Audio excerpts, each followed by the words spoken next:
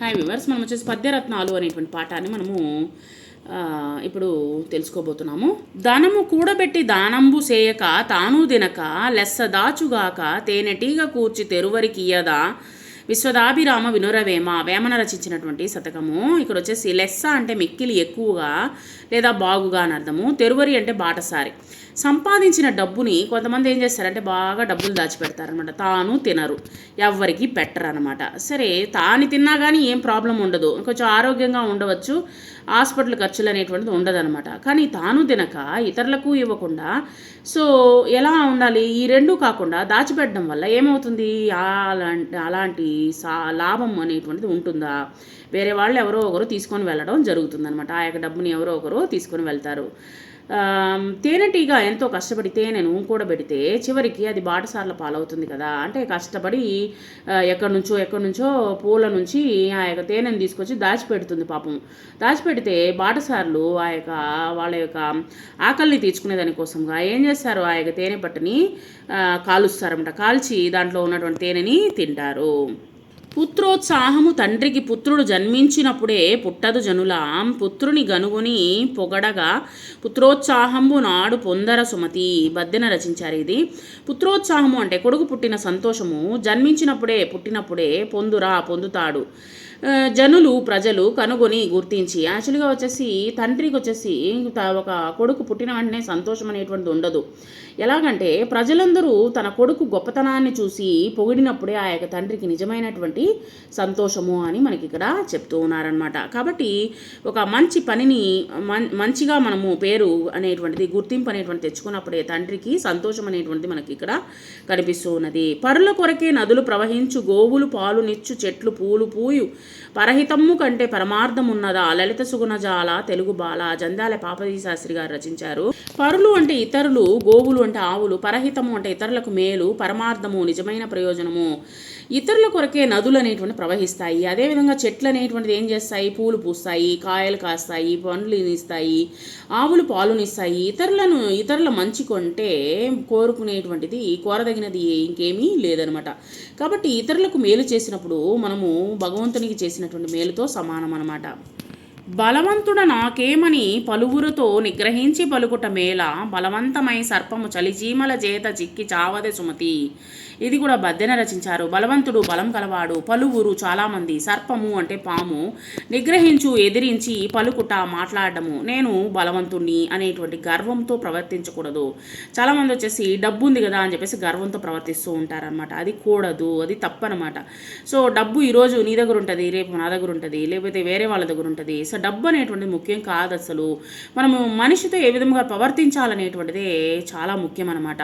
ఎందుకంటే ఎంతటి బలవంతుడైనా సరే కొన్ని సమయాల్లో తనకంటే తక్కువ బలం కలవారి చేతుల్లో ఓడిపోయేటువంటి అవకాశం అనేటువంటిది ఉన్నది. చీమల కంటే పాము బలమైనది కదా, అయినా చీమల గుంపు పామును కుట్టి చంపవేయడం కలుగుతుంది. కాబట్టి ఇక్కడ వచ్చేసి మనము బలవంతుడు అనేటువంటిది, అహంకారం అనేటువంటిది ఉండకూడదు అనేటువంటిది ఈ పద్యం ద్వారా మనం తెలుసుకున్నాము. మొదలు చూచిన కడు గొప్ప పిదప కురుచ ఆది కొంచెము తరువాత నదిక మగుచు తనరు దిన పూర్వ పరభాగ జనితమైన ఛాయ పోలిక కుజన సజ్జనుల మైత్రి. ఏనుగు లక్ష్మణ కవి రచించారు. కురచ అంటే పొట్టి, ఆది అంటే మొదలు, తనరు అంటే వర్ధిల్లు, దినపూర్వ ఉదయకాల, ఛాయ అంటే నీడ, కుజన అంటే చెడ్డవారి, సజ్జనుల మంచివారి, మైత్రి అంటే స్నేహము.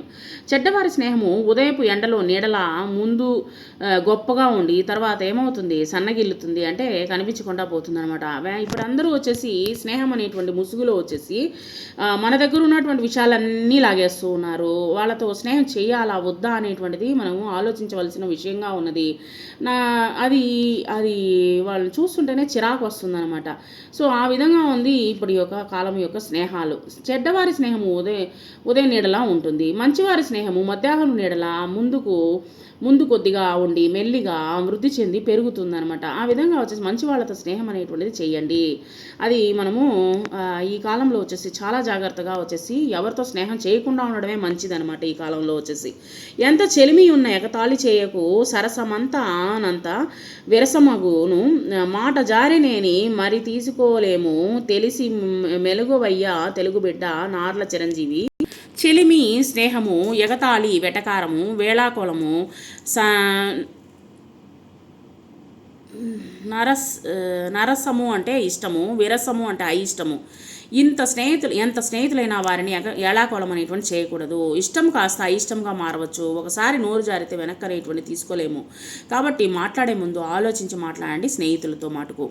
మతములెన్ని ఉన్న మానవత్వం ఒక్కటే, జాతులెన్ని ఉన్న నీతి ఒక్కటే, పదములెన్ని ఉన్న పరమార్థం ఒక్కటే, వాస్తవము నార్లవారి మాట. నార్ల వెంకటేశ్వరరావు గారు రచించారు. మానవత్వము మనిషికి ఉండేటువంటి సహజ గుణము. ఇక్కడ పరమార్థం అంటే గొప్పదైన అర్థము లేదా గొప్పతనము.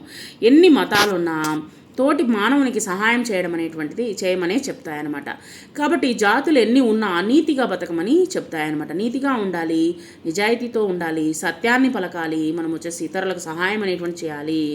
బ్రతుకోవచ్చు కాక బహుబంధనములైన వచ్చుగాక లేమి వచ్చుగాక జీవధనములైన చెడుగాక పడుగాక మాట తిరుగలేరు మానదనులు. ఇది పోతన రచించారు. బంధనములు అంటే కట్లు, లేమి అంటే పేదరికము, జీవధనము అంటే ప్రాణము, మానదనులు అంటే మానమే ధర్ముగా కలిగినటువంటి వారు, పరువు కలిగినటువంటి వారు. మానదనులు మాట తప్పలేరు. బ్రతుకు ఉండొచ్చు, కష్టాలు రావచ్చు, పేదరికంలో మునిగిపోవచ్చు, ప్రాణాలే పోవచ్చు. ఏది ఏమైనా సరే మాట అనేటువంటిది తప్పరనమాట. ఈ యొక్క మాట ఇచ్చినటువంటి వాళ్ళు. పూజ కన్నా నెంచ బుద్ధి ప్రధానంబు మాట కన్నా నెంచ మనసు దృఢము కులము కన్నా మిగుల గుణము ప్రధానంబు విశ్వదాభిరామ వేమన రచించారు. ఇది దేవునికి కొంతమంది వచ్చేసి పూజలా చేస్తూ ఉంటారనమాట. బుద్ధి ఆలోచన మటుకు కుట్రతో, తర్వాత వచ్చి కుతంత్రాలతో, తర్వాత వచ్చేసి ఇతరులు నాశనం అయిపోవాలనేటువంటి ఉద్దేశంతోనే కొంతమంది వచ్చేసి భగవంతుని ప్రార్థన చేస్తూ ఉంటారనమాట. అట్లాంటి చెడ్డ బుద్ధితో ఆలోచనతో ఉన్నటువంటి వాళ్ళు ప్రధానము అంటే ముఖ్యము, దృఢము అంటే గట్టిది. దేవునికి పూజలు చేయడం కంటే సాటి మనిషికి సహాయం చేయాలన్నటువంటి ఆలోచన అనేటువంటి చాలా ముఖ్యము. మాట ఇవ్వడం కంటే ఆ మాట మీద నిలబడేటువంటి దృఢమైనటువంటి మనస్సు ముఖ్యము. పుట్టిన కులము కంటే మంచి గుణాలను చూసి గౌరవించడము ముఖ్యము. సో ఈ విధంగా వచ్చేసి మనము మంచి అనేటువంటిది ఎక్కడ ఉన్నా సరే మనం వచ్చేసి దాన్ని మనము అంగీకరించాలి. అది చిన్నవాళ్ళు మనకు చెప్పినా సరే లేదా పెద్దవాళ్ళు చెప్పినా సరే ఆ యొక్క మంచిని మనము ఖచ్చితంగా ప్రతి ఒక్కరిలో ఒక మంచితనం అనేటువంటి ఉంటుంది. దాన్ని మనం గ్రహించుకోవాలి. మిగతా వాటిని నేను చేసి పక్కన పెట్టేసి వాళ్ళలో ఉన్నటువంటి మంచి విషయాల్ని, పాజిటివ్ విషయాల్ని మనం తీసుకున్నట్లయితే మన యొక్క లైఫ్ వచ్చేసి చాలా బాగుంటుందన్నమాట.